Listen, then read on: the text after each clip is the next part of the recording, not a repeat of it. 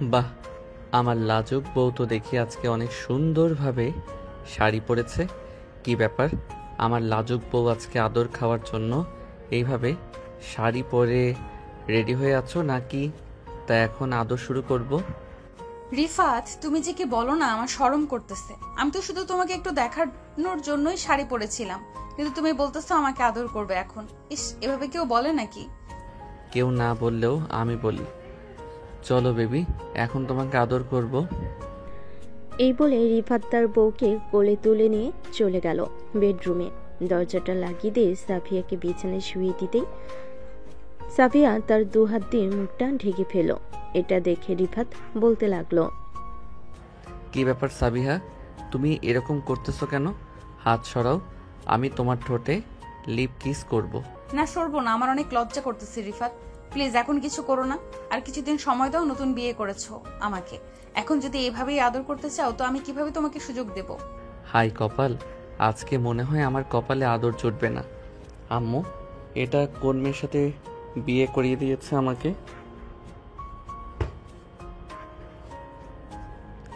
না আছে তার মধ্যে কোনো রোমান্টিকতা, না আছে অন্য কোনো কিছু। যাও, আজকে আদর করব না, আমার জন্য খাবার রেডি করো, আমি ফ্রেশ হয়ে আসতেছি। এই বলে রিফাত রেগে চলে গেল ওয়াশরুমে। ফ্রেশ হয়ে রুমে এসে দেখে সাবিয়া নিচে চলে গেছে। ঘড়ির দিকে তাকিয়ে দেখে রাত 1টা বেজে গেছে। আজকে অফিসে একটু বেশি কাজ থাকার কারণে আসতে দেরি হয়ে গেছে। এসব ভাবতে ভাবতে রিফাত চলে গেল। খাবার টেবিলে বসে আছে রিফাত। এমন সময় সাবিয়া রিফাতকে খাবার দিয়ে দিল। রিফাত চুপচাপ খেয়ে চলে গেল তার রুমে। বিছানায় শুয়ে আছে রিফাত। এমন সময় রুমে প্রবেশ করল সাফিয়া। রিফাতকে শুয়ে পড়তে দেখে সাফিয়া বলতে লাগলো, কি ব্যাপার, শুয়ে পড়েছো যে আজকে? আমার সাথে গল্প করবে না তুমি? গল্প করার মুড নেই, অনেক রাত হয়ে গেছে, কালকে সকালে আবার অফিসে যাইতে হবে। এখন ঘুমাই, তাহলে তুমিও ঘুমিয়ে পড়ো। ঠিক আছে, ঘুমাও তাহলে তুমি, আমিও ঘুমাবো, শাড়িটা খুলে আসতেছি।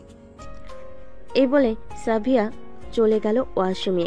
এইদিকে রিফাত বিছানায় শুয়ে শুয়ে ভাবতেছে, আমার কপালে এমন একটা বউ জুটেছে, অন্য কারো কপালে যাতে এমন বউ না জোটে দোয়া করি।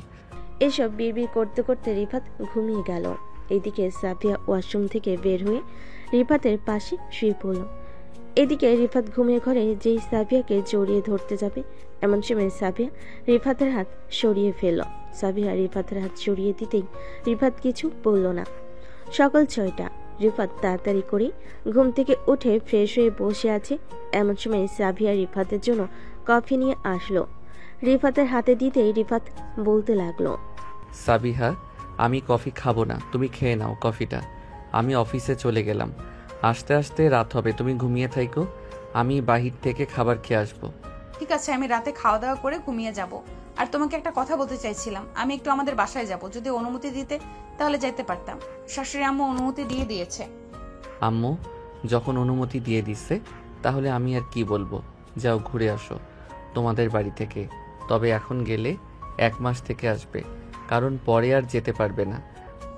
ঠিক আছে, তুমি যেহেতু বলতেছো 1 মাস থেকে আসার জন্য, তাহলে 1 মাস থেকে আসবো। রিফাত অফিসের জন্য রেডি হয়ে চলে আসলো অফিসে। এত তাড়াতাড়ি রিফাতকে অফিসে আসতে দেখে দারুণ রিফাতকে উদ্দেশ্য করে বলতে লাগলো, কি ব্যাপার রিফাত, আজকালকে দেখছি তুমি তাড়াতাড়ি অফিসে চলে আসো। শুনলাম নতুন বিয়ে করছো, বাড়িতে কি ঝামেলা হয়েছে যে বউ রেখে তাড়াতাড়ি অফিসে চলে আসো? আরে না চাচা, অফিসে কাজের চাপ অনেক তো, এর জন্য আর কি তাড়াতাড়ি অফিসে চলে আসি, যাতে রাতে তাড়াতাড়ি বাসায় ফিরতে পারি। বুঝতেই পারছেন, সারাদিন কাজ করে আবার রাত 12টা অবধি কাজ করা শরীর ক্লান্ত হয়ে যায়। ও আচ্ছা, আমি ভাবছিলাম নতুন বিয়ে করছো, বউয়ের সাথে হয়তো জর্গা করছো, এর জন্য প্রতিদিন তাড়াতাড়ি অফিসে চলে আসো। রিফাত আর কিছু না বলে চলে গেল তার ডেস্কে। বসে বসে কাজ করতে লাগলো। সকাল 8টা। সবাই অফিসে এসে রিফাতকে এইভাবে কাজ করতে দেখে সবাই চমকে গেল। ম্যানেজার সাহেব রিফাতের কাছে এসে বলতে লাগলো। ম্যানেজার চলে যেতেই রিফাত আবারও কাজে মনোযোগ দিল। বেশ কিছুক্ষণ পর রিফাতের কলিগ আয়েশা রিফাতকে ঠাট্টা করে বলতে লাগলো, কি ব্যাপার রিফাত, তুমি এত সকালে সেই কাজ করতেছো? ম্যাডাম কি তোমাকে কিছু বলেছে নাকি এত সকালে এসে কাজ করার জন্য? আরে না স্যার, ম্যাডাম কিছুই বলে নাই। আমি এমনিতেই চলে এসেছি সকাল সকাল, কারণ রাতে বাসায় গিয়ে খাওয়া দাওয়া করতে করতে রাত 2টা বেজে যায়। এর জন্য তাড়াতাড়ি চলে এসেছি, যাতে রাতে একটু তাড়াতাড়ি বাসায় যেতে পারি। ও আচ্ছা, এই কথা। এটার জন্যই তো বলি তুমি প্রতিদিন এত তাড়াতাড়ি চলে আসো কেন? তোমার বউ কেমন আছে? আলহামদুলিল্লাহ, আমার চাইতে অনেক ভালো আছে। আমার মনে হয় না আমার বউয়ের চাইতে অন্য কারো বউ ভালো থাকবে। হঠাৎ এই কথা বলতেছো? তোমার কথা শুনে তো মনে হচ্ছে নিশ্চয়ই বাসায় কোনো কিছু হয়েছে। আরে না স্যার, বাসায় কোনো কিছু হয় নাই, এমনিতেই বললাম আর কি। আসলে আমার বউটা একটু বেশি আদরের তো, এর জন্য বললাম। ও আচ্ছা, তাহলে কাজ করো, আমি গেলাম আমার কেবিনে। আর আজকে বড় ছাড় আসবে বলেছে সবাইকে অফিসে থাকার জন্য। তুমিও অফিসে থাইকো, কোথাও চলে যেও না। ঠিক আছে স্যার, আমি অফিসেই আছি। এ বলে আয়েশা চলে গেল তার কেবিনে। এদিকে রিফাত বসে আছে তার কেবিনে। সকাল 11টা। এমন সময় তার অফিসের বস আসলো। রিফাতকে ডাক দিয়ে বলতে লাগলো, রিফাত, তোমাকে দেখে তো মনে হচ্ছে তোমার বউ রাতে আদর করতে দেয় নাই। এই জন্যই তুমি তাড়াতাড়ি করে অফিসে চলে এসেছো, তাই না? আরে না, আমি এমনিতেই অফিসে চলে এসেছি, কারণ কালকে রাতে ঘুমাতে পারি নাই। অনেক রাত হয়ে গেছিল খাওয়া দাওয়া করতে করতে। হ্যাঁ, বুঝি। এখন তাহলে কাজ করো, লাঞ্চের সময় কথা বলবো, তখন না হয় সবকিছু বলবে আমাকে। রিফাত কয়েকটা ফাইল নিয়ে চলে গেল তার বসের কেবিনে। বেশ কিছুক্ষণ পর তার বস সকল ফাইলগুলো দেখে বলতে লাগলো, রিফাত, তুমি একটু আমার কেবিনে আসো তো, তোমার সাথে আমার জরুরি কথা আছে। জি ম্যাডাম, আসতেছি, আপনি যান। রিফাত তার বসের সাথে আরো কিছুক্ষণ কথা বলে চলে গেল তার কেবিনে। মিস্টার রিফাত, আপনার কি সমস্যা হচ্ছে রাত 12টা অবধি অফিস করতে? যদি সমস্যা হয়ে থাকে তাহলে আপনি বলতে পারেন, আমি অন্য লোক দেখে নিব। না ম্যাডাম, আমার কোনো সমস্যা হচ্ছে না। আসলে এত রাতে কোনো বাস পাওয়া যায় না তো, এর জন্য আর কি একটু বেশি সমস্যা হয়ে যায়। তবে আমি বাইক নিয়ে এসেছি, এখন থেকে আর সমস্যা হবে না।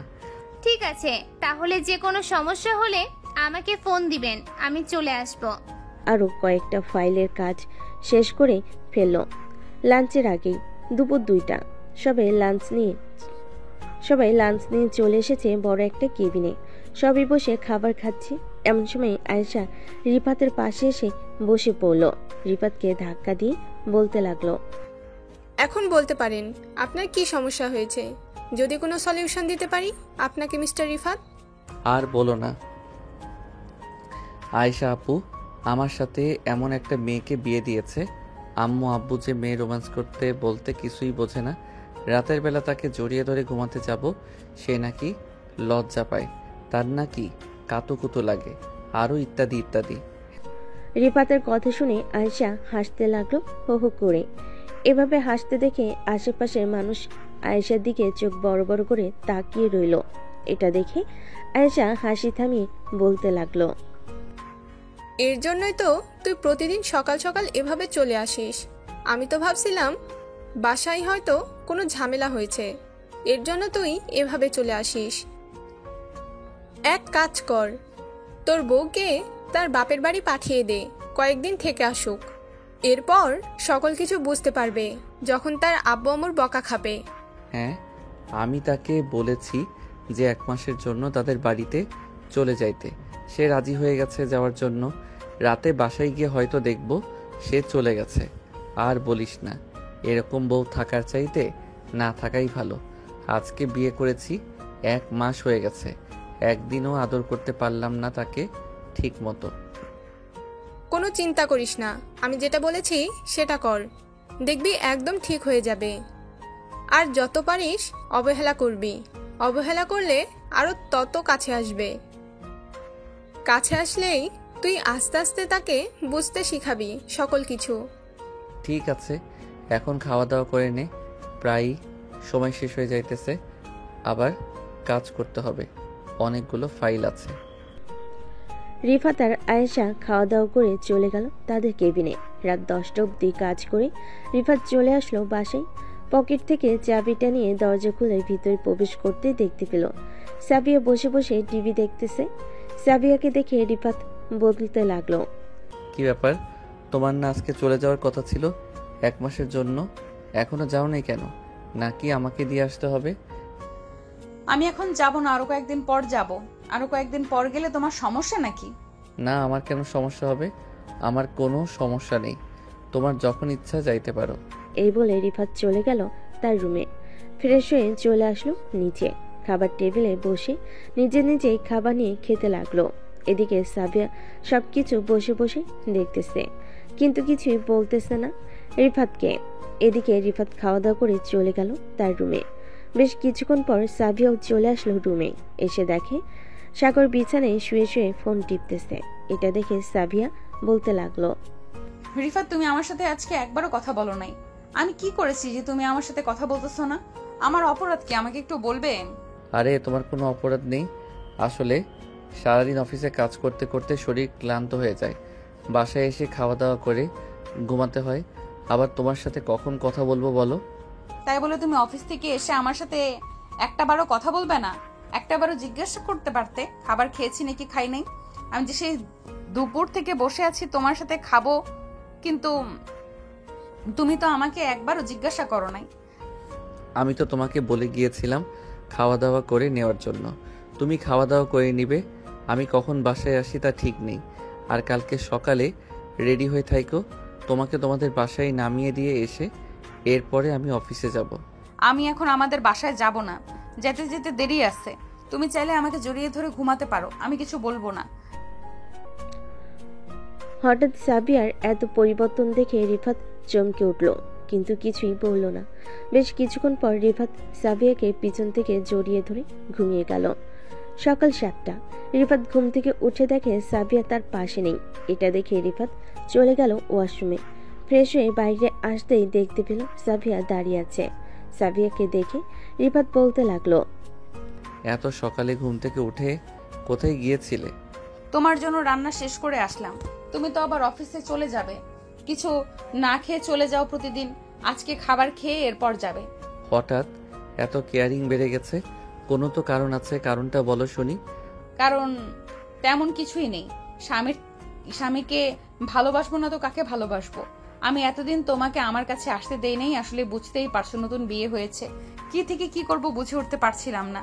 এর জন্য আর কি তোমাকে অবহেলা করেছি। আমাকে মাফ করে দাও তোমাকে অবহেলা করার জন্য। আরে মাফ চাইতে হবে না, তুমি আমার বউ, তুমি তো ভুল করতেই পারো। আচ্ছা এখন চলো, নিচে খাওয়া দাওয়া করে অফিসে যাইতে হবে। আর তুমি চাইলে বাড়িতে যেতে পারো, আমার কোনো সমস্যা নেই। আমি না হয় রাতে চলে যাব তোমাদের বাসায়। তুই যাবে তো? যদি না যাও তখন কিন্তু আমি কান্না করব আর রাতেই চলে আসব। আরে আমি সত্যি বলতেছি, যাব তো তোমাদের বাসায়, তুমি প্লিজ চলো এখন। এ বলে রিফাত আর সাবিয়া চলে গেল নিচে। খাওয়া দাওয়া করে রিফাত চলে গেল ওইখান থেকে তার রুমে অফিসের জন্য রেডি হয়ে যে বেরিয়ে যেতে যাবে। এমন সময় সাবিয়া রিফাতের সামনে দাঁড়িয়ে বলতে লাগলো, রিফাত, অফিসে যাওয়ার আগে আমার কপালে একটা চুমু দিয়ে যাও। আর আমি আজকে বাড়ি যাব না, কয়েকদিন পর তোমাকে নিয়ে একেবারে আমাদের বাড়িতে যাব। ঠিক আছে সাবিহা, এখন কাছে আসো। এই বলে রিফাত সাবিয়াকে জড়িয়ে ধরে তার কপালে চুমু দিয়ে অফিসের দিকে রওনা দিল। রিফাত আজকে মহা খুশি, কারণ তার বউ আজকে তাকে আদর করতে দিয়েছে। বেশ কিছুক্ষণ পর রিফাত চলে আসলো অফিসে। এদিকে সাবিয়া ফোন দিল তার বান্ধবী নীলাকে।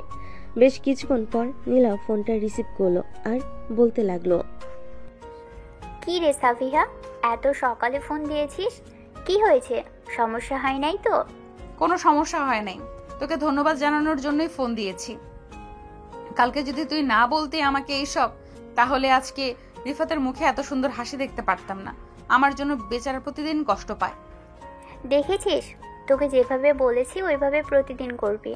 আর যেহেতু বিয়ে করেছিস, এরকম একটু একটু আনইজি ফিল হবে। কয়েকদিন পর দেখবি সব ঠিক হয়ে যাবে। স্বামীকে যত বেশি ভালোবাসবি তত বেশি সুখী হবি। দেখিস না, আমার জামাই আমাকে ছাড়া একটুও চোখে দেখে না। সাবিয়া কথা বলতে লাগলো নীলার সাথে। এইদিকে রিফাত অফিসে চলে আসলো। আজকে দেরিতে আসতে দেখে রিফাতকে আয়েশা বলতে লাগলো, কি রে রিফাত, আজকে দেরিতে আসলি? আমার বুদ্ধি কাজে লেগেছে নাকি? আরে তোর বুদ্ধি কাজে লাগবে কিভাবে? তোর বুদ্ধি একটু কাজে লাগে নাই। হঠাৎ আমার বউয়ের কি যেন হয়েছে, আমি নিজেই বলতে পারি না। আজকে আমার সাথে এত ভালো ব্যবহার করেছে যে বলার মতো না। তাহলে তো ভালোই হয়েছে, তোর সাথে ভালো ব্যবহার করুক, আমি তো এটাই চাই। এখন কাজ কর, একটু পর ম্যাডাম আসবে। আমাকে ফোন দিয়েছিল, বলেছে তোর কেবিনে নাকি 5টা ফাইল রেখে গেছে, ওই ফাইলগুলো দেখে নিতে। ফাইল তো দেখে নিবই। আচ্ছা তুই যা, আমি ফাইল দেখতেছি। এই বলে রিফাত চলে আসলো তার কেবিনে। বেশ কিছু ফাইল দেখার পর রিফাত উঠে চলে গেল তার বসের কেবিনে। ফাইলগুলো রেখে আবারও চলে আসলো তার কেবিনে। সন্ধ্যায় রিফাত রওনা দিল তার বাড়ির উদ্দেশ্যে। হঠাৎ রাস্তায় একটা মেয়েকে ফুল বিক্রি করতে দেখে মেয়েটার কাছ থেকে গাঁদা ফুল নিয়ে যেতে লাগলো বাড়ির দিকে। বেশ কিছুক্ষণ পর রিফাত চলে আসলো বাসায়। কলিং বেল দিতেই সাবিয়া এসে দরজা খুলে দিল। রিফাতের হাতে গাঁদা ফুল দেখে বলতে লাগলো, ধন্যবাদ তোমাকে রিফাত, আমার জন্য গাঁদা ফুল নিয়ে এসেছো। আমি তোমাকে ফোন দিয়ে বলতে চাইছিলাম, কিন্তু ফোনে টাকা নেই, এই জন্য আমি আর বলতে পারি নাই। আর বলতে হবে না, এখন থেকে প্রতিদিন তোমার জন্য গাঁদা ফুল নিয়ে আসবো। আর কি কি লাগবে আমাকে বলে দিবে, সকালে আমি আসার সময় নিয়ে আসবো। ঠিক আমার জন্য বেশি কিছু আনতে হবে না, আইসক্রিম আর গাঁদা ফুল নিয়ে আসলেই হবে, কারণ এই দুইটা আমার ভীষণ পছন্দের জিনিস। এই দুইটা হলেই আমার চলে যায়। যাও ফ্রেশ হয়ে আসো আর আব্বু আম্মুকে ডেকে নিয়ে এসো, আমি সবার জন্য খাবার রেডি করতেছি। আছে সাবিহা। এই বলে রিফাত চলে গেল তার রুমে। দরজাটা লাগিয়ে দিয়ে রিফাত ফ্রেশ হয়ে চলে আসলো নিচে। এসে দেখে তার আব্বু আম্মু বসে আছে খাবার টেবিলে। সবাই একসাথে বসে খাবার খাচ্ছে। এমন সময় রিফাতের আব্বু বলতে লাগলো, রিফাত, তোর অফিস কেমন চলছে? সাবিয়া বলেছে তুই নাকি প্রতিদিন রাত 12টা-1টা বাজে অফিস থেকে বাসায় আসিস। অফিসে বেশি কাজ নাকি? হ্যাঁ আব্বু, বড় প্রজেক্ট এসেছে তো এর জন্য অফিসে একটু বেশি কাজ পড়ে গেছে। কয়েকদিন পর সব কিছু ঠিক হয়ে যাবে, তখন আবারও 8টা থেকে 8টা পর্যন্ত অফিস চলবে। ঠিক। ও আচ্ছা। রিফাত আর সাবিয়া খাওয়া দাওয়া করে চলে গেল রুমে। রুমের ভিতর প্রবেশ করতে রিফাত দরজাটা লাগিয়ে দিয়ে সাবিয়াকে কোলে তুলে নিল। বেশ কিছুক্ষণ ঘুরপাক খাওয়ার পর সাবিয়া বলতে লাগলো, রিফাত, তুমি কি এখন আমাকে আদর করবে নাকি আরো কিছুদিন পর আদর করবে? আমি আরো 1 বছর পর বেবি নিতে চেয়েছিলাম। ঠিক আছে, 1 বছর পর বেবি নাও, কোনো সমস্যা নাই। এখন তো আদর করতে দিবে, তাই না? এই বলে রিফাত আস্তে আস্তে সাবিয়ার ঠোঁটটা তার দখলে নিয়ে নিল। বেশ কিছুক্ষণ সাবিয়ার ঠোঁটকে চুষার পর রিফাত সাবিয়াকে ছেড়ে দিয়ে বলতে লাগলো। এই বলে রিফাত আস্তে আস্তে করে সাবিয়ার ঠোঁটের কানের লতিতে এবং ঘাড়ে বিভিন্ন জায়গায় লিপ কিস করতে লাগলো। বেশ কিছুক্ষণ লিপ কিস করার পর সাবিয়া রিফাতকে তার বুকের সাথে চেপে ধরল। প্রায় 10 মিনিট পর সাবিয়া রিফাতকে ছেড়ে দিতেই রিফাত আস্তে আস্তে করে সাবিয়ার জামা কাপড় খুলে ফেলে দিল নিচে। বাকিটা ইতিহাস। সকাল 7টা। রিফাতের ঘুম ভাঙতে দেখতে পেল সাবিয়া এখনো শুয়ে আছে। এটা দেখে রিফাত আস্তে আস্তে করে সাবিয়াকে ডাকতে লাগলো আর বলতে লাগলো, সাবিহা একটু কষ্ট হবে, সহ্য করে নিও জানেমান। কি হয়েছে সাবিহা, তুমি এখনো ঘুম থেকে উঠতেছো না? ঘুম থেকে উঠো, আমার তো খুব ক্ষুধা লাগছে। রিফাত, তুমি একটু আম্মুকে গিয়ে বলো রান্না করে দিতে, আমার পুরো শরীর ব্যথা করতেছে, আমি উঠতে পারতেছি না। আচ্ছা তুই শুয়ে থাকো, তাহলে আমি তোমার জন্য ব্যথার ট্যাবলেট এনে দিয়ে যাইতেছি, আর আম্মুকে বলতেছি তোমাকে খাবার খাইয়ে দেওয়ার জন্য। এ বলে রিফাত চলে গেল ওয়াশরুমে। ফ্রেশ হয়ে এসে রিফাত চলে গেল নিচে। গিয়ে দেখে তার আম্মু রান্না বান্না শেষ করে বসে আছে। রিফাত তার আম্মুকে দেখে বলতে লাগলো, আম্মু, সাবিহাকে একটু দেখে রাখেন, সাবিহার শরীর খারাপ, তার পুরো শরীর ব্যথা করতেছে। আমি তো অফিসে চলে যাইতেছি, আস্তে আস্তে রাত হবে। ঠিক আছে, তুই যা, আমি দেখতেছি। রিফাত চলে গেল অফিসে। এদিকে রিফাতের আম্মু রিফাতের রুমে এসে দেখে সাবিয়া শুয়ে আছে চোখ বন্ধ করে। সাবিয়ার পাশে এসে বসে বলতে লাগলো, কি হয়েছে সাবিহা? তুমি তো রাতেও সুস্থ ছিলে, হঠাৎ এমন হয়েছে কেন? সাবিয়া কোনো কিছুই বলতেছে না। এটা দেখে রিফাতের আম্মু বুঝে গেল কি হয়েছে। রিফাতের আম্মু চলে আসলো নিচে, খাবার নিয়ে সাবিয়াকে খাইয়ে দিল। খাওয়া দাওয়া শেষ হতে সাবিয়া ব্যথার ট্যাবলেট খেয়ে আবারও শুয়ে পড়ল।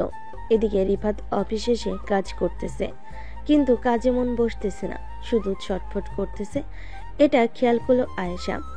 এইভাবে ছটফট করতে দেখে আয়েশা তার কেবিন থেকে উঠে এসে বলতে লাগলো, কি রে রিফাত, কি হয়েছে তোর? এইভাবে ছটপট করতেছিস কেন? মনে হচ্ছে তুই এক জায়গায় বসে থাকতে পারতেছিস না। কোনো সমস্যা হয়েছে নাকি? সমস্যা হলে শেয়ার করতে পারিস। আসলে আয়শা, তুই আমার বেস্ট ফ্রেন্ড। তোর ভাবিকে রাতে আদর করেছিলাম, সকালে ঘুম থেকে উঠতে পারে নাই, সারা শরীর নাকি ব্যথা করতেছে। এখন আম্মু নাকি খাবার খাইয়ে ওষুধ খাইয়ে দিয়েছে, কিন্তু আমার মন বসতেছে না কাজে। কি করব বুঝতে পারছি না। আচ্ছা তুই বসে থাক, আমি ম্যাডামকে বলে দেখি। যদি ম্যাডাম ছুটি দেয় তোকে তাহলে তো দিল, আর না হলে 8টার দিকে চলে যাবি বাসায়, তাহলেই হবে। এ বলে আয়েশা চলে আসলো তার বসের কেবিনে। ভিতরে প্রবেশ করে আয়েশা তার বসকে উদ্দেশ্য করে বলতে লাগলো, ম্যাডাম, রিফাতের একটু সমস্যা হয়ে গেছে, তাকে আজকের দিন ছুটি দিতে পারবেন? সে ভয়ে বলতে পারতেছে না আপনাকে। কি সমস্যা হয়েছে আমাকে বলো, আমি দেখতেছি। আসলে এটা তাদের পার্সোনাল সমস্যা, মানে রিফাতের স্ত্রী একটু অসুস্থ, তো এর জন্য সে ছুটি চাইছিল। এখন যদি ছুটি দিতেন তাহলে সে চিন্তামুক্ত হতে পারত। আচ্ছা তুমি এক কাজ করো, রিফাতকে গিয়ে বলো যে ফাইলগুলো দেখা হয়েছিল ওই ফাইলগুলো দিয়ে বাকি ফাইলগুলো তার বাসায় নিয়ে যাওয়ার জন্য। যদি বাসায় বসে দেখতে পারে তাহলে তো দেখলো, আর না দেখতে পারলে কালকে অফিসে এসে তারপর দেখবে। ঠিক আছে ম্যাডাম, আর আপনাকে অনেক ধন্যবাদ ছুটি দেওয়ার জন্য। এ বলে আয়েশা চলে গেল রিফাতের কাছে। রিফাতকে গিয়ে বলতে রিফাত ফাইলগুলো তার বসের কেবিনে দিয়ে বাকি ফাইলগুলো নিয়ে বাড়ির উদ্দেশ্যে রওনা দিল। বেশ কিছুক্ষণ পর রিফাত চলে আসলো বাসায়। কলিং বেল দিতেই রিফাতের আম্মু এসে দরজা খুলে দিল। কি রে রিফাত, অফিস থেকে চলে আসলি যে, কাজ নেই নাকি আজকে? কাজ আছে, আসলে মাথা ব্যথা করছিল তো একটু, এর জন্য আর কি আমি চলে এসেছি সকল কিছু নিয়ে। ঠিক আছে, তুই রুমে যা, আমি তোর জন্য কফি নিয়ে আসতেছি।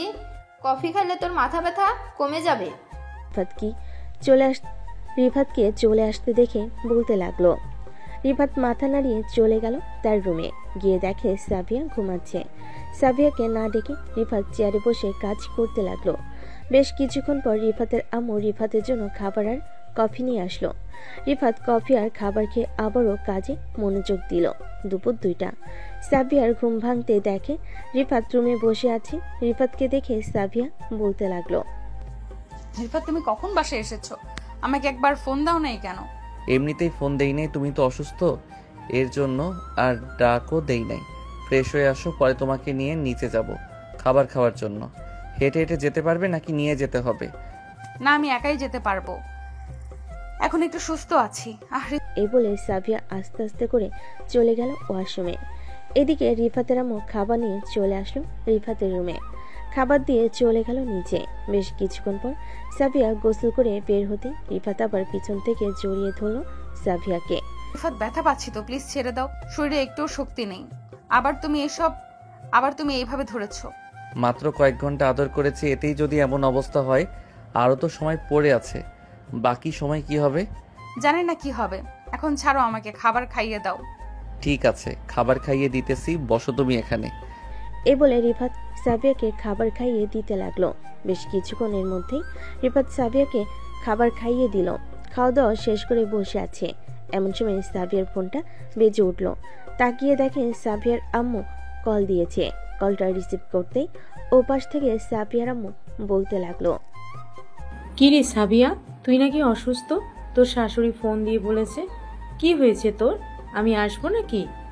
আরে না আম্মু, আসতে হবে না, তেমন কিছু হয় নাই, ওই একটু ঠান্ডা লেগেছে তো এই জন্য আর কি, শুয়েছিলাম। আসার দরকার নেই, আমি কয়েকদিন পর আসতেছি। ঠিক আছে, আয় তাহলে। সাবিয়া আরও কিছুক্ষণ তার আম্মুর সাথে কথা বলে ফোনটা কেটে দিল। বিকাল 5টা। রিফাত সাবিয়াকে উদ্দেশ্য করে বলতে লাগলো, সাবিহা, ঘুরতে যাবি নাকি আমার সাথে?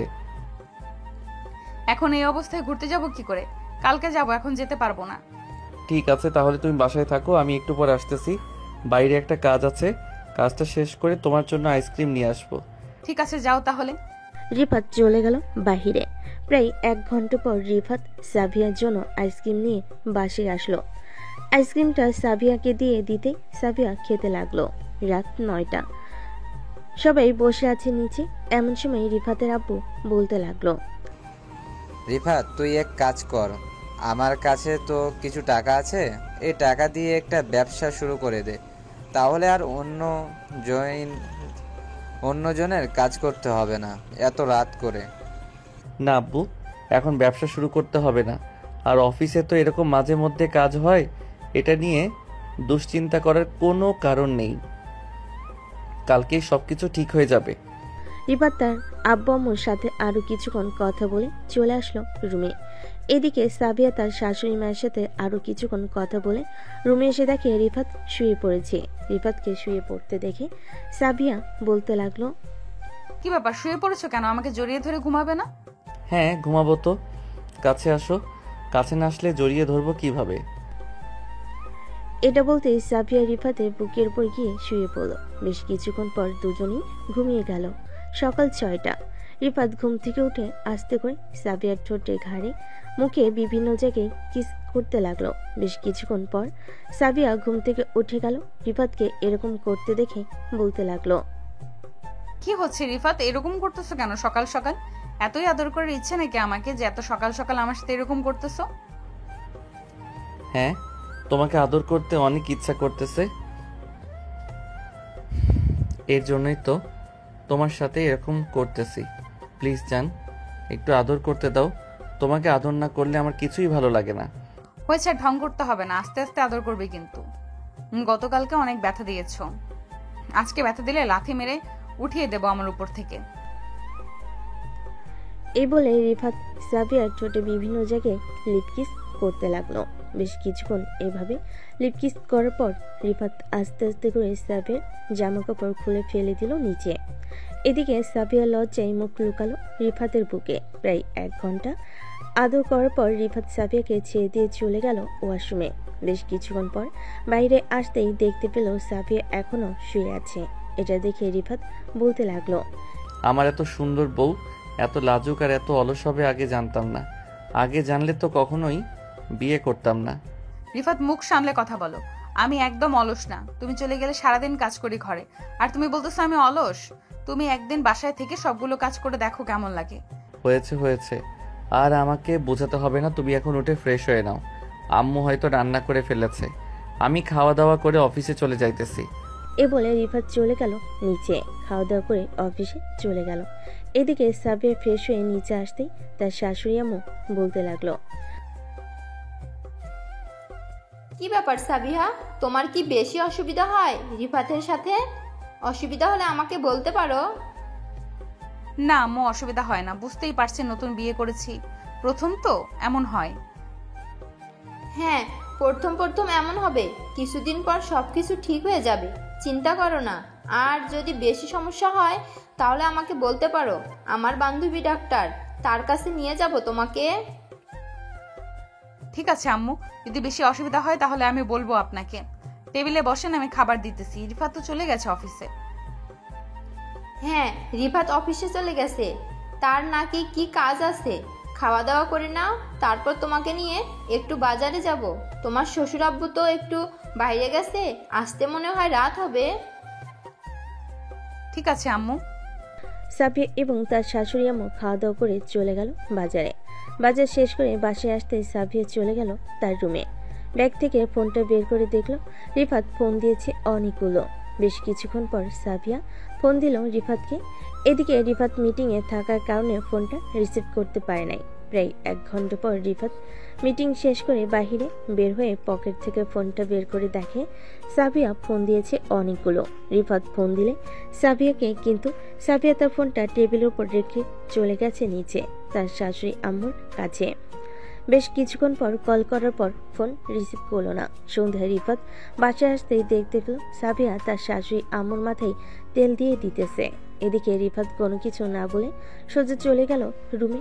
এটা দেখে রিফাতের আম্মু বলতে লাগলো, সাবিয়া, কি হয়েছে রিফাতের? তুমি কি কিছু বলেছো? রিফাতের মুখ দেখে মনে হচ্ছে সে অনেক রেগে আছে। আমি তো আজকে সারাদিন আপনার সাথেই ছিলাম আম্মু, আমি আবার রিফাতকে কি বলতে যাব?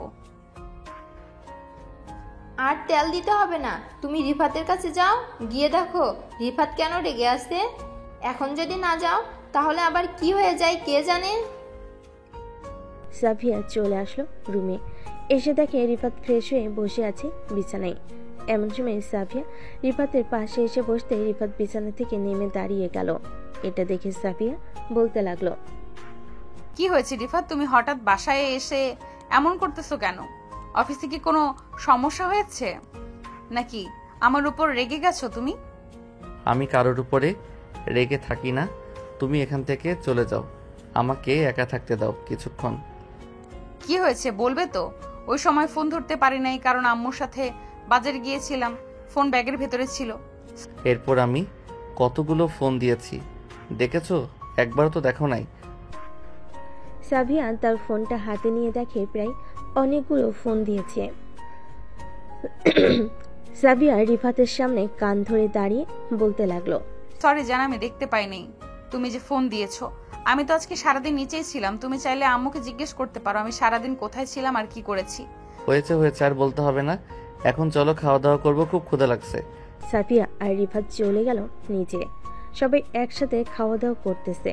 এমন সময় রিফাতের আম্মু বলতে লাগলো, সাবিয়া, আমরা আর একা কতদিন থাকবো?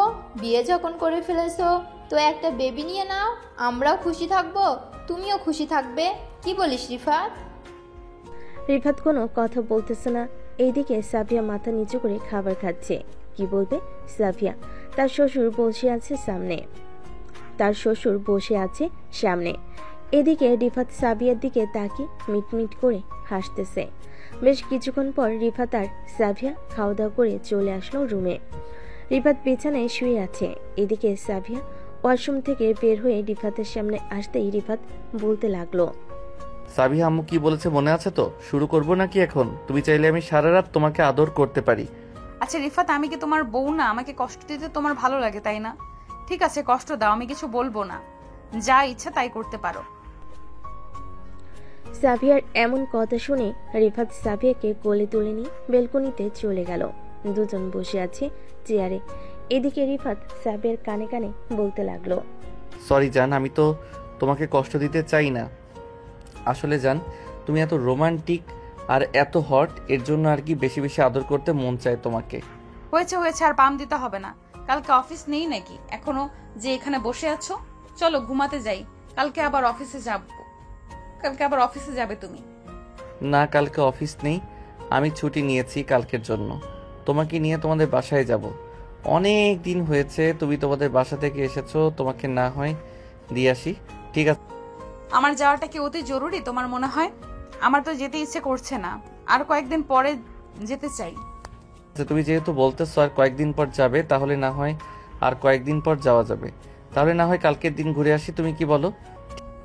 হ্যাঁ, একদিনের জন্য যাওয়া যায়, তবে আমি কিন্তু থাকবো না, আমি আবার তোমার সাথে সন্ধ্যায় চলে আসব।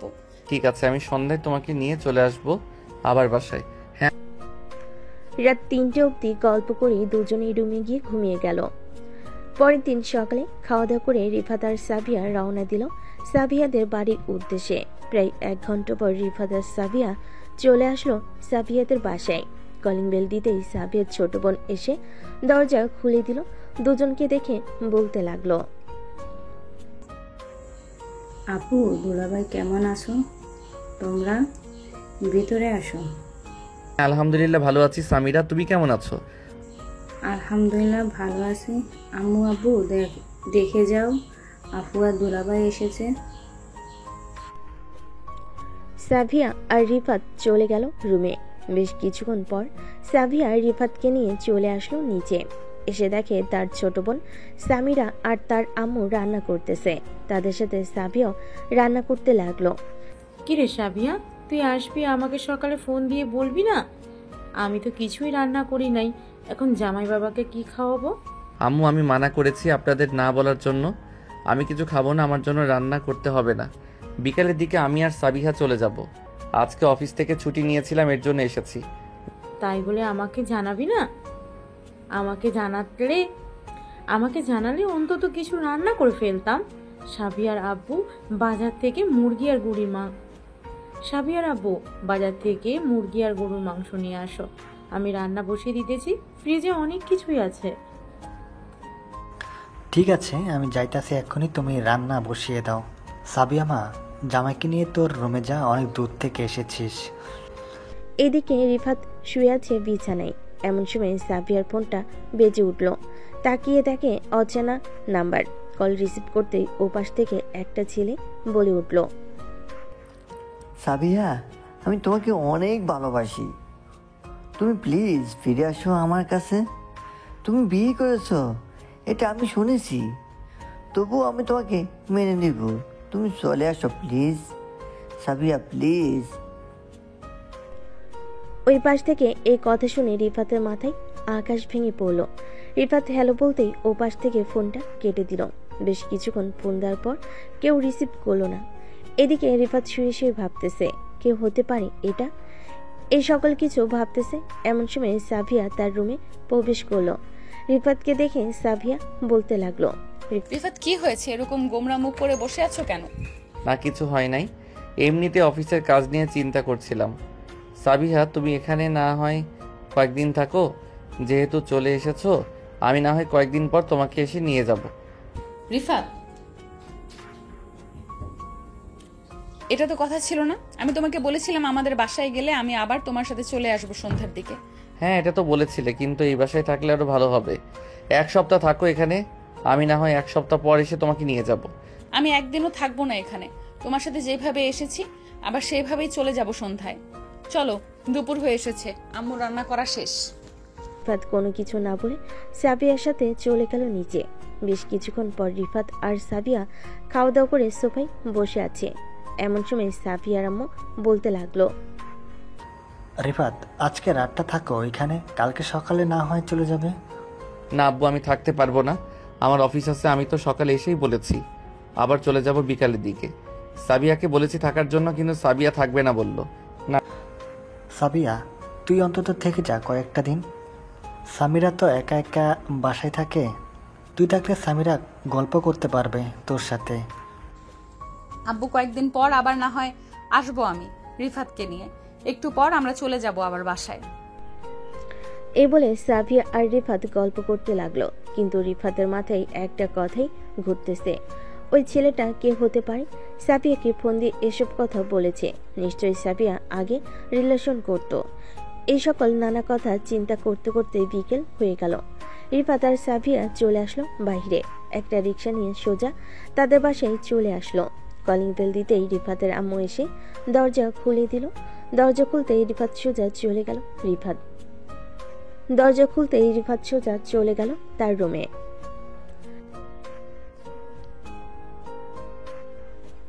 রিফাতের এমন আচরণ দেখে রিফাতের আম্মু বলতে লাগলো, কি ব্যাপার সাবিহা, আবার কি হয়েছে রিফাতের? সে কিছু না বলে চলে গেল, নিশ্চয়ই কিছু হয়েছে তার।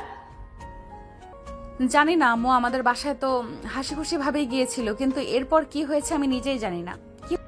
ও আচ্ছা, যাও রুমে যাও, গিয়ে জানার চেষ্টা করো কি হয়েছে। ছেলেটার যে মাঝে মধ্যে কি হয় আমি নিজেই বুঝি না। সাবিয়া চলে গেল রুমে। এদিকে রিফাত বিছানায় শুয়ে আছে। এমন সময় সাবিয়া রিফাতের পাশে এসে শুয়ে রিফাতকে জড়িয়ে ধরে বলতে লাগলো, কি হয়েছে রিফাত, তুমি এমন করতেছো কেন? আমাদের বাসায় কি কেউ কিছু বলেছে তোমাকে? না, কেউ কিছু বলে নাই, এমনিতেই এমন করতেছি। আচ্ছা সাবিহা, আমাকে একটা কথা বলো তো, তুই বিয়ের আগে কারোর সাথে রিলেশন করেছিলে? না, আমি বিয়ের আগে কারোর সাথে রিলেশন করি নাই। রিলেশন করলে তো আমি তোমাকে আগেই বলে দিতাম, আর আমার সকল কিছু তোমার জানা আছে। তাহলে কি রিফাত, আমাকে বলো। লাস্টে 881 নাম্বার, এটা কার দেখো তো, তোমার ফোনে ফোন দিয়েছিল, অনেক কিছু বলেছে। সাবিয়া তার ফোনটা বের করে নাম্বারটা চেক করতে লাগলো। বেশ কিছুক্ষণ চেক করার পর সাবিয়া হাসতে হাসতে বলতে লাগলো, ও আচ্ছা, তুমি এই কারণেই রাগ করে আছো? এই দেখো কে ছিল এটা, এই নাও কথা বলো তুমি। এই বলে সাবিয়া ফোন দিল সেই নাম্বারে ভিডিও কল। ওই পাশ থেকে রিফাতের বেস্ট ফ্রেন্ড আরাফাত হাসতে হাসতে বলতে লাগলো, কিরে শালা, সারপ্রাইজটা কেমন ছিল? সারপ্রাইজ তো দারুণ দিয়েছিস, কিন্তু তুই কবে দেশে আসলি আমাকে একবার জানালি না? আমি আজকে একদিন হয়েছে দেশে এসেছি। এসে তো তোর ভাবির কাছ থেকে ফোন নাম্বারটা নিয়ে কল দিলাম। ভাবিকে আমি জানতাম তুই ফোন ধরবি, এর জন্য ওই সব বলেছিলাম। কালকে সন্ধ্যায় দেখা করতে পারবি নাকি আমার সাথে? কালকে সন্ধ্যায় দেখা করতে পারবো নাকি পারবো না এটা সঠিক বলতে পারছি না। তুই চাইলে এখন দেখা করতে পারিস, কারণ কালকে অফিসে কাজ হয়তো অনেক থাকতে পারে, দেখা নাও করতে পারি। তুই আমতলা বাজারে চলে আয়, আমি ওইখানে আসতেছি কিছুক্ষণের মধ্যে। ঠিক আছে, তুই তাহলে আয়, আমি আমতলা বাজারের দিকে যাইতেছি। এই বলে রিফাত ফোনটা কেটে দিয়ে রেডি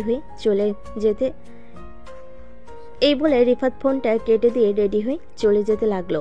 এমন সময় পিছন থেকে সাবিয়া বলতে লাগলো, আসার সময় আমার জন্য আইসক্রিম নিয়ে আসবে, না নিয়ে আসলে কিন্তু খবর আছে তোমার, আদর করতে দিব না রাতে।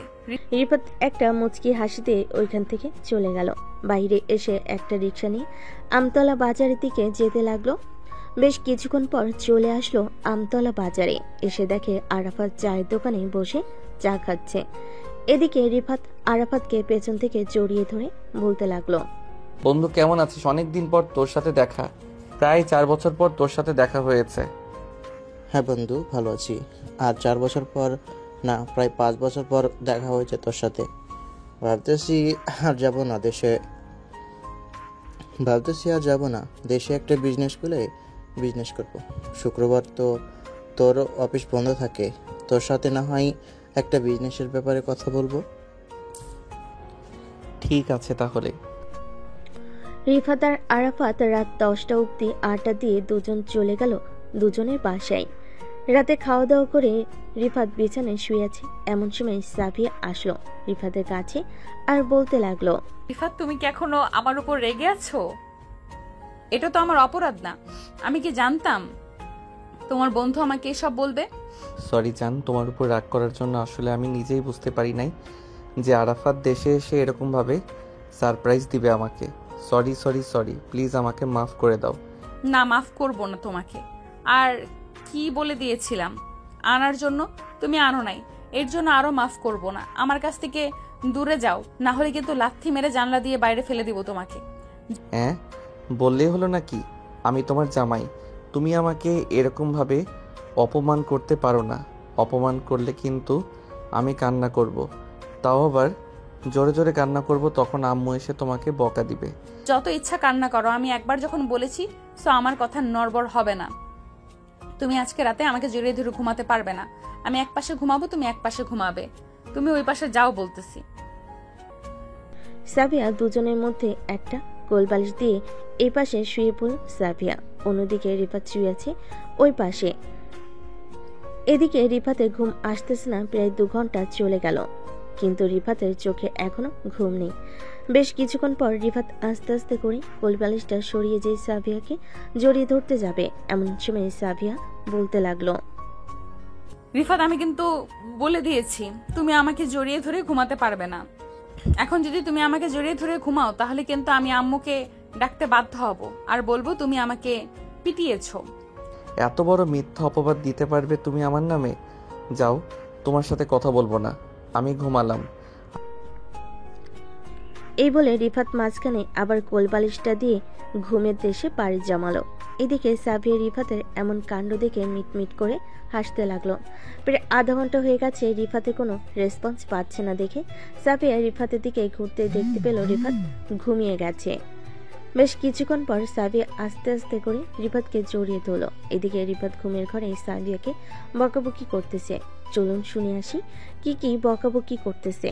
আর কোনোদিন আমার সাথে কথা বলবি না শাকচুন্নি, তুই আমার বউ না, তুই আমাকে শুধু বকাবকি করিস। আমি তোকে ভালোবাসবো না, একটু আদর করব না, তুই আমার কোনো কথা শুনিস না। এই বলতেছে এসব বলতেছে রিফাত। এমন সময় সাবিয়া রিফাতকে জড়িয়ে ধরে রিফাতের ঠোঁটের সাথে ঠোঁট মিলিয়ে দিল। আস্তে আস্তে করে সাবিয়া রিফাতের ঠোঁটে কামড় দিতেছে। বেশ কিছুক্ষণ পর কামড় দেওয়ার পর রিফাতের ঘুমটা ভেঙে গেল। রিফাত তার উপরে সাবিয়াকে দেখে তাড়াতাড়ি করে তার উপর থেকে নামিয়ে দিল আর বলতে লাগলো, তুমি আমার কাছে আসবে না, আমি তোমাকে একটু ভালোবাসবো না এখন থেকে। তুমি তোমার মতো থাকো, আমি আমার মতো থাকবো আজ থেকে। কি বললি কুত্তা? এখন আমি কিন্তু রেগে গেলে তোর অবস্থা খারাপ হয়ে যাবে, এ বলে দিলাম। আমাকে রাগিয়ে দিস না, রাগিয়ে দিলে তুই নিজেও ঠিক থাকবি না, আবার আমাকে ঠিক থাকতে দিবি না। কি করবি শুনি, দেখি তুই কি করতে পারিস আমার। এ বলে রিফাতের মুখে এই কথা শুনে সাবিয়া রেগে গেল। বিছানা থেকে উঠে সাবিয়া রুমের এক পাশ থেকে বিছানার ঝাড়ু নিয়ে এসে ঠাস ঠুস করে রিফাতকে পিটাতে লাগলো। পিটানোর শব্দ শুনে রিফাতের আব্বু তাড়াতাড়ি করে রুমে চলে আসলো রিফাতের রুমের সামনে আর ডাকতে লাগলো সাবিয়াকে। সাবিয়া, এই সাবিয়া, কি হয়েছে? রিফাত এরকম ভাবে চিল্লাচিল্লি করতেছে কেন? আম্মু, আপনার ছেলে চিল্লাচিল্লি করতেছে, এটা আপনারা কানে দিবেন না। আপনার ছেলে অনেক ফাজিল হয়ে গেছে, সে আমাকে একটুও ভালোবাসে না, আমার প্রতি রাগ দেখায় অনেক। এর জন্য এত রাতে আপনার ছেলেকে পিটাইতেছি। যেহেতু পিটাইতেছো, আর একটু ভালোভাবে পিটাও, যাতে ছেলেটা আমার ভালো হয়ে যায়। আমার কথা শোনে না, তোমার কথাও শোনে না, তাকে তো মারধর করতে হবে। মারধর না করলে সে ঠিক হবে না। রিফাতের আব্বু, চলো আমরা গিয়ে ঘুমিয়ে পড়ি। এ বলে রিফাতের আব্বু চলে গেল রুমে। বেশ কিছুক্ষণ সাবিয়া রিফাতকে পেটানোর পর রিফাতের মুখ টিপে বলতে লাগলো, কিরে, আমার সাথে আরো এরকম ব্যবহার করবি?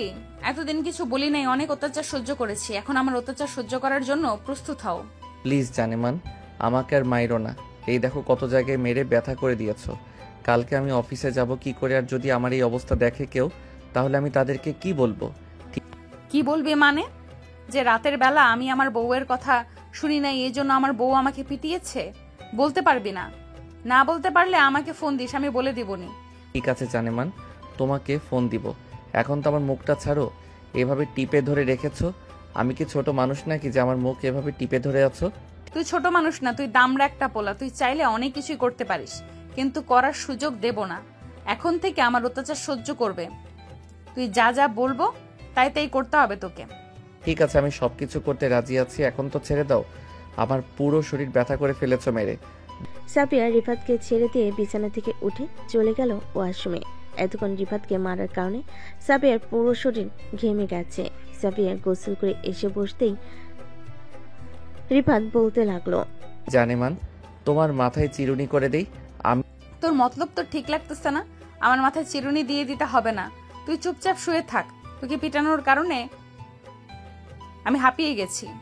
রিফাত চুপচাপ শুয়ে রইল বিছানায়। এদিকে সাবিয়া তার চুল শুকিয়ে বিছানায় শুয়ে পড়তে রিফাত আস্তে আস্তে করে সাবিয়ার কোমরে একটা হাত রাখলো। সাবিয়ার কোনো রেসপন্স পাচ্ছে না দেখে রিফাত একটু জোরে সাবিয়ার কোমরে টিপ দিতে সাবিয়া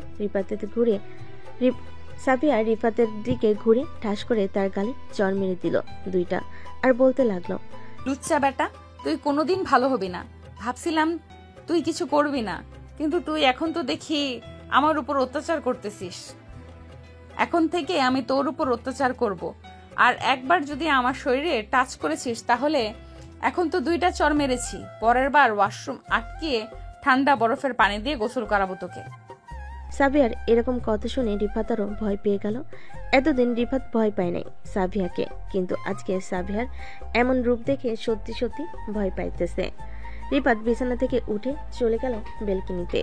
বেশ কিছুক্ষণ হয়ে গেছে, রিফাত এখন আসছে না দেখে সাবিয়া বিছানা থেকে উঠে রিফাতের কাছে চলে গেল। রিফাতের ঘাট ধরে রুমের ভিতর নিয়ে আসলো আর বলতে লাগলো, এখন ভোর 4টা বাজে, তাড়াতাড়ি ঘুমা। 2 ঘন্টা ঘুমাবি, 2 ঘন্টা পর আমি তোকে ডেকে দিব, আর সকাল থেকে একটা রুটিন হবে। তুই এই 2 ঘন্টা ঘুমা, আমি এই 2 ঘন্টার ভেতরে রুটিন তৈরি করতেছি। রুটিন অনুযায়ী না চলতে পারলে তোকে অন্য মেয়ের সাথে বিয়ে করিয়ে দেব। আমি তোমার রুটিন অনুযায়ী চলবো না, তাড়াতাড়ি করে আমাকে বিয়ে করিয়ে দাও। আমি তোমার কাছ থেকে অনেক দূরে চলে যেতে চাই। আজকে যা দেখাইলে তুমি, পরবর্তীতে আবার কি জানি করো।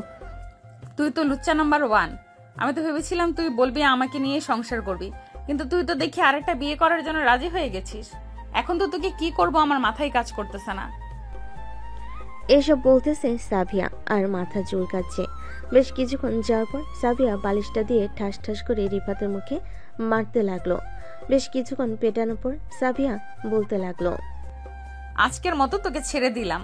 আজকে অনেক অত্যাচার করে ফেলেছি তোর উপর। বেশি অত্যাচার করলে আবার তুই আমার কাছ থেকে দূরে চলে যাবি। এখন তাড়াতাড়ি ঘুমা। রিফাত কিছু না বলে ঘুমিয়ে গেল। বেশ কিছুক্ষণ পর সাবিয়া রিফাতের দিকে তাকাতেই দেখতে পেল রিফাত ঘুমিয়ে গেছে। এটা দেখে সাবিয়া আস্তে করে রিফাতের কাছে গিয়ে রিফাতের কপালে এবং ঠোঁটে লিপকিস করে আবার শুয়ে পড়ল তার বালিশে। সকাল 6টা। রিফাত ঘুম থেকে উঠে যে বিছানা থেকে ওয়াশরুমের উদ্দেশ্যে যেতে যাবে এমন সময় ঠাস করে নিচে পড়ে গেল। এটা দেখে সাবিয়া দৌড়ে এসে রিফাতকে নিচ থেকে টেনে তুলল আর বলতে লাগলো, কি ব্যাপার, তুমি পড়ে গেলে কিভাবে নিচে? হয়েছে, আর আমাকে ধরে তুলতে হবে না, আমি একাই উঠতে পারবো। এ বলে রিফাত একা একাই উঠে চলে গেল ওয়াশরুমে। ফ্রেশ হয়ে নিচে চলে আসলো। রিফাতের চোখের নিচে কালি পড়ে গেছে একদিনে। খাওয়া দাওয়া করে রিফাত অফিসে যেতে যাবে এমন সময় সাবিয়া বলতে লাগলো, রাত 10টার মধ্যে বাসায় আসবি, না হলে কিন্তু তোর খবর আছে। আর যদি আমাকে রাত 10 মিনিটে ফোন দিতে হয় তাহলে কিন্তু রাতে তোকে বাড়িতে ঢুকতে দেব না। ঠিক আছে, আমাকে বাড়ির ভিতরে ঢুকতে দিতে হবে না। আমি আমার শ্বশুর বাড়িতে চলে যাব। আজ থেকে আমি আমার শ্বশুর বাড়িতে থাকবো এবং শাশুড়িকে বলবো তোমাকে নিয়ে যাইতে। এই বলে রিফাত তাড়াতাড়ি করে ঘর থেকে বের হয়ে চলে গেল নিচে। বাইকের চাবিটা নিয়ে রওনা দিল অফিসের উদ্দেশ্যে। বেশ কিছুক্ষণ পর রিফাত চলে আসলো অফিসে। অফিসের ভিতরে প্রবেশ করতে যাবে এমন সময় দারোয়ান বলতে লাগলো, কি ব্যাপার রিফাত, তোমার এই অবস্থা কি করছে? পুরো মুখে দাগ বানিয়ে ফেলছে, মনে হচ্ছে রাতে তোমাকে উদাম কেলানি খেলাইছে। আর বললেন না চাচা, আমার কপালটাই খারাপ। এতদিন ভাবছিলাম আমার বউ লক্ষ্মী একটা বউ, কিন্তু আজকে জানতে পারলাম সে একটা ডাইনি। কখন কি করে বসে নিজেই বলতে পারে না। কালকে রাতে 4.5 ঘন্টা পেটানোর পর আমাকে ছেড়ে দিয়েছে। আরে সমস্যা নেই, বউয়ের হাতে মার খাওয়া অনেক ভালো। প্রতিদিন না, মাঝে মধ্যে এরকম খাইলে কিছুই হবে না, শরীরে আরো শক্তি পাবে। চাচা আপনি তো দেখি আমার বউয়ের মতো। আচ্ছা এখন আমি যাই, পরে আবার কথা হবে। এমনিতেই দেরি হয়ে গেছে অফিসে আসতে। ম্যাডাম যদি দেখে আপনার সাথে কথা বলতেছি তাহলে আমার বউয়ের মতো আবার আমাকে বকাঝকা করবে। এ বলে রিফাত অফিসের ভিতর চলে গেল। এদিকে সাবিয়া বসে আছে তার শাশুড়ি মায়ের সাথে। বেশ কিছুক্ষণ গল্প করার পর রিফাতের আম্মু বলতে লাগলো, সাবিয়া, রাতে কি হয়েছিল? তুমি রিফাতকে ওইভাবে পিটিয়েছিলে কেন? আম্মু তেমন কিছু হয় নাই, আমি নাকি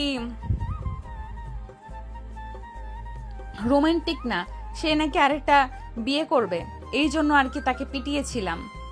2 দিন তো বিছানায় শুয়েই রেখেছিল আমাকে, ওইটা মনে নাই, এর জন্য মনে করিয়ে দিলাম কালকে রাতে পিটিয়েছি। একদম ঠিক করেছো, এরকম ছেলের এরকম হওয়া দরকার। মাঝে মধ্যে এরকম ভাবে পিটাবে, দেখবে একদম সোজা হয়ে যাবে। তোমার শ্বশুর আব্বাকেও আমি পিটিয়েছিলাম, পরে একদম ঠিক হয়ে গেছে। দেখো না এখন আমার কথায় উঠবোস করে, যেখানে যাই আমরা কাছে বসে যাই। হ্যাঁ শাশুড়ি আম্মু, দেখেছি। সাবিয়া তার শাশুড়ি মায়ের সাথে কথা বলতে লাগলো। এদিকে রিফাত তার কেবিনে প্রবেশ করতে আয়েশা সে রিফাতকে উদ্দেশ্য করে বলতে লাগলো, কিরে রিফাত, রাতে কি যুদ্ধ হয়েছিল ইঁদুর আর বিড়ালের? তোর মুখের এরকম অবস্থা, মনে হয় ওই বিড়ালটা করেছে, তাই না? বাহ, খুব সুন্দর জিনিস এঁকে দিয়েছি তোর মুখে। দোয়া করি এই দাগগুলো যাতে তোর মনে থাকে। পুত্তি, তুই আবার এসেছিস আমাকে রাগিয়ে দেওয়ার জন্য। সারা রাত আমার বউ আমাকে পেটিয়েছে, এই দুঃখে আমি মরে যাইতেছি, আর তুই আমাকে এসে এসব বলতেছিস?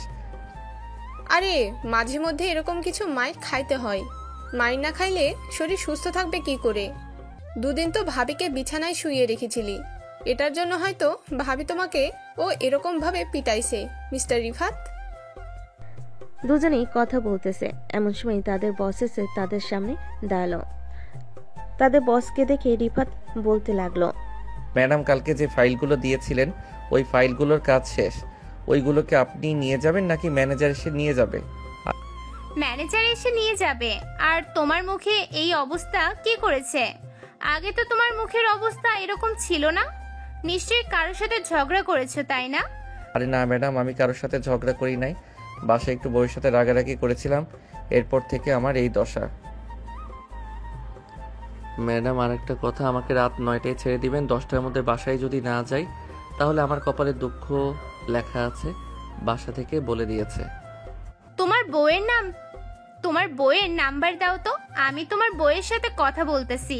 তোমার বউ কেন তোমার সাথে এরকম করেছে এটা জানতে চাই আমি। রিফাত তার বইয়ের নাম্বারটা দিয়ে দিল। এদিকে রিফাতের বস চলে গেল তার কেবিনে। ফোন নাম্বারে ফোন দিল। বেশ কিছুক্ষণ পর সাবিয়া ফোনটা রিসিভ করে কানে কাছে নিতেই ওপাশ থেকে পরিচিত কণ্ঠ ভেসে আসলো। হ্যালো মিস সাবিহা, আপনি রিফাত সাহেবকে এরকম করেছেন কেন? মুখের তো 12টা বাজিয়ে দিয়েছেন। এরকম না করলেও পারতেন, বেচারা কিছু বলতেও পারছে না। মিস জেরিন, কেমন আছেন আপনি? অনেক দিন পর আপনার সাথে কথা হলো। আশা করি আপনি আমাকে চিনতে পারছেন। হ্যাঁ সাবিহা, তুই এটা? হ্যাঁ আমি এটা। তুই না দেশের বাইরে চলে গিয়েছিলি? দেশে আসলি কবে? আমার সাথে যোগাযোগ করলি না একবারও? রাবিয়ার কাছে তোর ফোন নাম্বারটা চেয়েছিলাম, রাবিয়া তোর ফোন নাম্বার দিতে পারে নাই। তোর নাকি বিয়ে হয়ে গেছে, এরপর তোর সাথে আর যোগাযোগ নেই তার। হ্যাঁ, কারোর সাথে যোগাযোগ নেই। তুই কি এখন অফিসে আছিস নাকি বাহিরে? অফিসে থাকলে বল, আমি আসতেছি এক্ষুনি। ঠিক আছে? হ্যাঁ আমি অফিসে আছি, তুই চলে আয়। রিফাতকে একটা সারপ্রাইজ দিব, তুই কিছু বলবি না কিন্তু। আচ্ছা, আমি কিছু বলবো না। বেশ কিছুক্ষণ পর আসতেছি আমি। আজকে সারাদিন তোকে নিয়ে ঘুরোঘুরি করবো। ঠিক আছে, আয় তাহলে। সাবিয়া রেডি হয়ে চলে আসলো নিচে। তার শাশুড়ির কাছে বলে রওনা দিল অফিসের উদ্দেশ্যে। বেশ কিছুক্ষণ পর সাবিয়া চলে আসলো অফিসে। জেনের কেবিনটা খুঁজে জেনের কেবিনে প্রবেশ করতে জেন দৌড়ে এসে সাবিয়াকে জড়িয়ে ধরলো। কেমন আছিস? অনেকদিন পর তোর সাথে দেখা হয়েছে। আমি আলহামদুলিল্লাহ ভালো আছি। তুই কেমন আছিস? অনেকদিন তোকে দেখি নাই। তুমিও? আলহামদুলিল্লাহ ভালো আছি। তুই এখানে বস, আমি রিফাতকে নিয়ে আসতেছি। তোকে নিয়ে আসতে হবে না, তুই এখানে বসে থাক, আমি নিজেই যাইতেছি, তাকে চমকে দিব। দেখি রিফাত কি বলে আমাকে। এ বলে সাবিয়া চলে আসলো রিফাতের কেবিনে। এসে দেখে রিফাত বসে বসে আয়েশার সাথে কথা বলতেছে। এটা দেখে সাবিয়া রাগে চোখমুখ লাল হয়ে গেল। সাবিয়াকে দেখে রিফাত চেয়ার থেকে উঠে দাঁড়ালো আর বলতে লাগলো, সাবিহা, তুমি এখানে আসলে কেন? আর তুমি আমার অফিস চিনলে কিভাবে? এসব পরে বলবো তোকে। অফিসে এসে মেয়েদেরকে নিয়ে এরকম ভাবে আড্ডা দিতেছিস, তাই না? তোর আড্ডা দেওয়া বের করতেছি আমি। রাতে বাসায় আসিস, এরপর তোর আড্ডা দেওয়া বের করব। সাবিহা প্লিজ, তুমি আমার কথাটা শোনো। এটা হচ্ছে আমার বেস্ট ফ্রেন্ড আয়েশা। প্লিজ তুমি আমার কথাটা শুনে যাও। সাবিয়া কোনো কথা না শুনে চলে আসলো জেনের কেবিনে। বেশ কিছুক্ষণ জেনের সাথে কথা বলে সাবিয়া জেনকে নিয়ে চলে আসলো বাহিরে। এদিকে রিফাত বসে বসে চিন্তা করতে লাগলো, রাতে বাসায় গেলে তার অবস্থা কি হবে, এসব চিন্তা করতেছে। এমন সময় আয়েশা এসে রিফাতকে উদ্দেশ্য করে বলতে লাগলো, কি রে রিফাত, তুই এত কি চিন্তা করতেছিস বলতো আমাকে? দুজন কথা বলতেছে। এদিকে সাবিয়া আর জেন ঘোরাঘুরি করে দুজন চলে গেল দুজনের বাসায়। রাতে বসে আছে সাবিয়া। সোফার ঘড়ির দিকে তাকাতে দেখতে পেল রাত 10:05 বাজে। সাবিয়া তার ফোনটা বের করে ফোন দিল রিফাতকে। এদিকে রিফাত ফোনটা না রিসিভ করে কলিং বেল দিল। সাবিয়া ফোনটা কেটে দিয়ে দরজাটা খুলতেই দেখতে পেল রিফাত দাঁড়িয়ে আছে মাথা নিচু করে। রিফাতকে মাথা নিচু করে দাঁড়িয়ে থাকতে দেখে বলতে লাগলো, কিরে মাথা নিচু করে দাঁড়িয়ে আছিস কেন? আমি কি তোকে কিছু বলেছি? যা তাড়াতাড়ি ফ্রেশ হয়ে আয়, খাওয়া দাওয়া করবো, খুব ক্ষুধা লাগছে। রিফাত কিছু না বলে চলে গেল রুমে। এদিকে সাবিয়া আসলো রিফাতের পিছু পিছু। বেশ কিছুক্ষণ পর রিফাত ফ্রেশ হয়ে বাইরে আসতে দেখতে পেল সাবিয়া হাতে বিছানার ঝাড়ুটা নিয়ে দাঁড়িয়ে আছে। এটা দেখে রিফাত বলতে লাগলো, সাবিহা, তুমি কি আজকেও আমাকে পিটাবে? দেখো, আজকে আমার শরীরে একটু শক্তি নেই। কালকে পেটানোর কারণে আমার শরীরের সকল শক্তি চলে গেছে। আমি কোনো রকম অফিস থেকে এইখানে এসেছি। প্লিজ আমাকে ছেড়ে দাও। তোকে পেটাবো না, চল তাড়াতাড়ি খাওয়া দাওয়া করে নেই। খাওয়া দাওয়া করে এরপর দুজন ঘুমাবো। রাতে কিন্তু অনেক আদর করতে হবে আজকে। তুমি তো আদরের কথা বললে আমাকে পিটিয়ে আলুর ভর্তা বানিয়ে ফেলো। আমি তোমার সাথে থাকবো না। তুমি আমাকে অনেক মারধর করেছো। আমার কথা মতো যদি না চলাচল করিস তাহলে কিন্তু সত্যি সত্যি আজকে রাতে আবার পিটিয়ে আলুর ভর্তা বানিয়ে ফেলবো, সাথে কিমা কিমা করে খেয়ে ফেলবো। সাবিয়ার এমন কথা শুনে রিফাত ভয় পেয়ে গেল। কি বলবে বুঝে উঠতে পারছে না। সাবিয়ার সাথে চলে গেল নিচে। খাওয়া দাওয়া করে দুজন চলে আসলো রুমে। দরজাটা লাগিয়ে দিয়ে বসে আছে দুজন। এমন সময় সাবিয়া রিফাতের শার্টের কলার ধরে বলতে লাগলো, ওই মেয়েটা কে ছিল? নিশ্চয়ই তোর গার্লফ্রেন্ড, তাই না? এই জন্যই তো বলেছিলি কালকে রাতে বিয়ে করবি অন্য মেয়েকে। সত্যি সত্যি বলতেছি, ওই মেয়েটা আমার গার্লফ্রেন্ড না। ওই মেয়েটা হচ্ছে আমার বেস্ট ফ্রেন্ড। তুমি চাইলে আমার বসকে জিজ্ঞেস করতে পারো, উনি ভালোভাবে বলতে পারবে। তোর বসকে জিজ্ঞাসা করার কোনো প্রয়োজন নেই আমার। আমি জানি তুই এই মেয়েটার সাথে রিলেশন করিস, এই জন্যই তুই আমাকে বলেছিস কালকে বিয়ে করবি তুই অন্য মেয়েকে। যদি পছন্দ থাকে বলতে পারিস, আমি বিয়ে করিয়ে দেবো তোকে ওই মেয়েটার সাথে। ঠিক আছে, আমি সত্যি কথা বলতেছি, ওই মেয়েটা হচ্ছে আমার বেস্ট ফ্রেন্ড। প্লিজ তুমি আমার কথা বিশ্বাস করো। আমি তোমার মাথা ছুঁয়ে বলতেছি। ঠিক আছে, বিশ্বাস করলাম। তবে এখন থেকে আমাকে বেশি বেশি ভালোবাসতে হবে, কারণ আরেকজন আসতেছে। আরেকজন আসতেছে মানে বুঝলাম না, কি বলতে চাইছো? একটু বুঝিয়ে বলো আমাকে। আরেকজন আসতেছে মানে হচ্ছে আমাদের বেবি হবে। আজকে আমি টেস্ট করেছিলাম, পজিটিভ এসেছে। এই দেখো। রিফাত দেখে সাবিয়াকে জড়িয়ে ধরল। সাবিয়া দুই গালে এবং বিভিন্ন জায়গায় কিস করতে লাগলো। রিফাতের এমন পাগলামি দেখে সাবিয়া বলতে লাগলো, এখন থেকে আমাকে বেশি করে ভালোবাসবে তো? যদি ভালো না বাসো তাহলে আমার বেবি কিন্তু অনেক কষ্ট পাবে। তুমি কি চাও আমাদের বেবি কষ্ট পাক? না, একদম চাই না। আমাদের বেবি একটু কষ্ট পাবে না। তুমি আজ থেকে যেটা চাইবে আমি সেটাই এনে খাওয়াবো তোমাকে। এখন তো রাত হয়ে গেছে, কালকে তোমার জন্য অনেক কিছু নিয়ে আসবো। আম্মু আব্বু জানে নাকি? এখনো জানাই নেই, আরো কয়েকদিন পর জানাবো আম্মু আব্বুকে। এখন আমাকে আদর করো। আর সরি কালকে মারার জন্য। তোমাকে মারা একদমই ইচ্ছে ছিল না আমার, কিন্তু তোমার ভুলের কারণে আমি তোমাকে মেরেছি। কি রিফাত কোনো কিছু না বলে আস্তে আস্তে সাবিয়াকে কোলে তুলে নিল। বেশ কিছুক্ষণ এভাবে যাওয়ার পর সাবিয়া বলতে লাগলো, ব্যাপার, আজকে কি কোলে তুলে আদর করবে নাকি বিছানায় শুইয়ে দিয়ে আদর করবে না? সবভাবে আদর করব জান। আজকে তোমাকে এমন আদর করব যাতে তুমি বিছানা থেকে না উঠতে পারো কালকে। আম্মু যাতে তোমাকে সেবা যত্ন করে সেই ব্যবস্থা করব। ঠিক আছে, করো দেখি, আমিও রেডি আছি। তুমি কি করতে পারো? এটা বলতে রিফাত আস্তে আস্তে করে সাবিয়ার ঠোঁটে, কপালে, চোখে এবং বিভিন্ন জায়গায় কিস করতে লাগলো। কিস করতে করতে আস্তে আস্তে রিফাত সাবিয়ার জামাটা খুলে সাবিয়ার নাভির দিকে এক নজরে তাকিয়ে আছে। এটা দেখে সাবিয়া বলতে লাগলো, কি ব্যাপার, এভাবে তাকিয়ে আছো কেন আমার নাভির দিকে? খেয়ে ফেলবে নাকি আমার নাভি? এত সুন্দর নাভি খেয়ে ফেলতে ইচ্ছে করতেছে, একটা চুমু দেই। এই বলে রিফাত সাবিয়ার নাভিতে বেশ কিছুক্ষণ চুমু দিল। চুমু দেওয়া শেষ হতেই সাবিয়া বলতে লাগলো, হয়েছে, আর চুমু দিতে হবে না, এখন আদর করো। আমার আদর প্রয়োজন এখন। জানেমান, আমি তো বলেছি আজকে তোমাকে এমন আদর করব যাতে সকালবেলা আম্মু তোমাকে সেবা যত্ন করে। কিন্তু এখন বেশি আদর করা যাবে না, আমাদের বেবি আসতেছে। আর 1 ঘন্টা আদর করব জানেমান, প্লিজ একটু সহ্য করো। এটা বলতেই রিফাত সাবিয়াকে আদর করতে লাগলো। বেশ কিছুক্ষণ আদর করার পর সাবিয়া বলতে লাগলো, এ বলে রিফাত সাবিয়াকে আরো 1 ঘন্টা আদর করে তার বুকের সাথে জড়িয়ে নিয়ে ঘুমিয়ে এসে পাড়ি জমালো। সকাল 7টা। সাবিয়া আর রিফাত ঘুম থেকে উঠে দুজন গোসল করে চলে আসলো নিচে। খাওয়া দাওয়া করে বসে আছে দুজন। এমন সময় রিফাত বলতে লাগলো, আম্মু আমি অফিসে গেলাম, সাবিহার দিকে একটু খেয়াল রেখো, সাবিহা অসুস্থ। বলে রিফাত অফিসের দিকে রওনা দিল। এদিকে রিফাতের আম্মু চলে আসলো সাবিয়ার কাছে। সাবিয়ার কপালে গালে হাত রেখে বলতে লাগলো, সাবিয়া, তোমার তো জ্বর বা ঠান্ডা কোনো কিছুই লাগে নাই। রিফাত যে বলল তুমি অসুস্থ। আসলে আম্মু আমাদের বেবি আসতে চলেছে, ডাক্তারের কাছে যাইতে হবে। রিফাত বলেছে আপনাকে নিয়ে বিকেলে ডাক্তারের কাছে যাওয়ার জন্য। আলহামদুলিল্লাহ, একটা খুশির খবর শুনতে পারলাম। ধন্যবাদ বৌমা তোমাকে। সাবিয়া তার শাশুড়ি মায়ের সাথে কথা বলতে লাগলো। এদিকে রিফাত হাসি মুখে অফিসের ভিতর প্রবেশ করতে আয়েশা এসে বলতে লাগলো, কি রে রিফাত, তোকে দেখে মনে হচ্ছে তুই খুব খুশি খুশি। বাসায় কি কিছু হয়েছে, নাকি রাতের বেলা তুই তোর বউকে মেরেছিস, এই জন্য এত খুশি খুশি লাগতেছে তোকে? আরে না, আমার বউ প্রেগনেন্ট, এর জন্য আজকে আমি অনেক খুশি। দোয়া করিস আমার বউয়ের জন্য।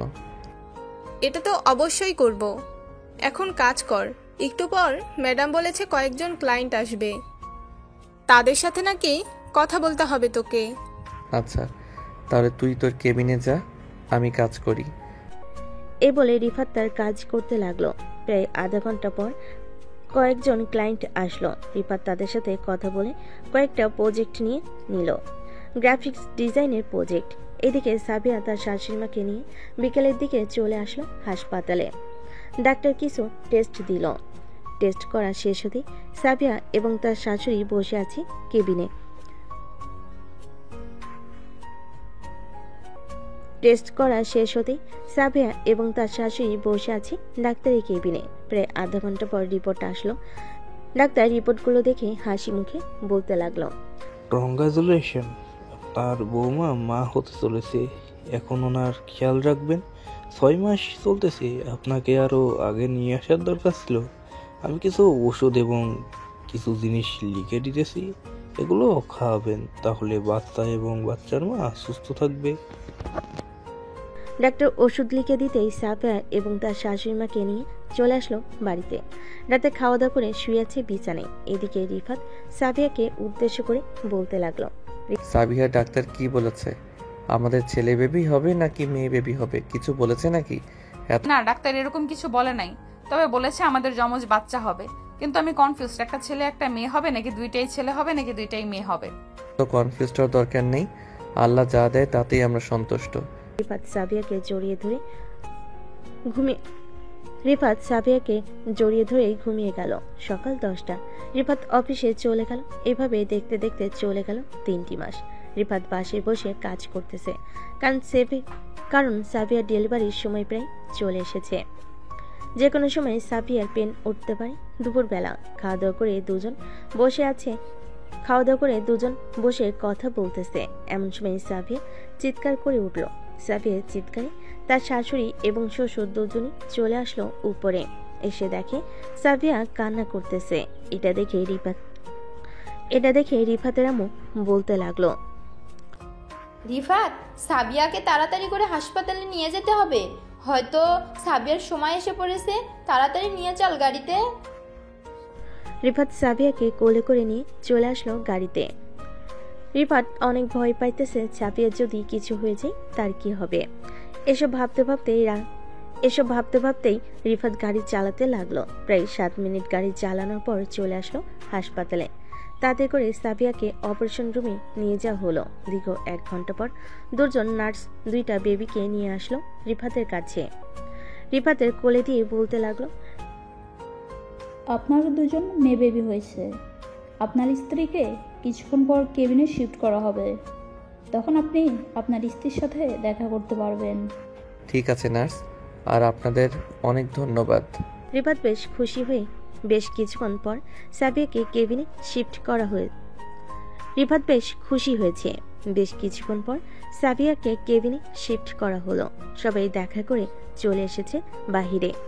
এদিকে রিফাত সাবিয়ার পাশে বসে আছে আর কথা বলতেছে। দুজন মহা খুশি তাদের 2টা মেয়েকে পেয়ে। আপনারা সবাই দোয়া করবেন তাদের 4 জনের জন্য, যাতে তারা 4 জন সবসময় সুস্থ থাকে এবং ভালো থাকে। ধন্যবাদ সবাই, ভালো থাকবেন, সুস্থ থাকবেন।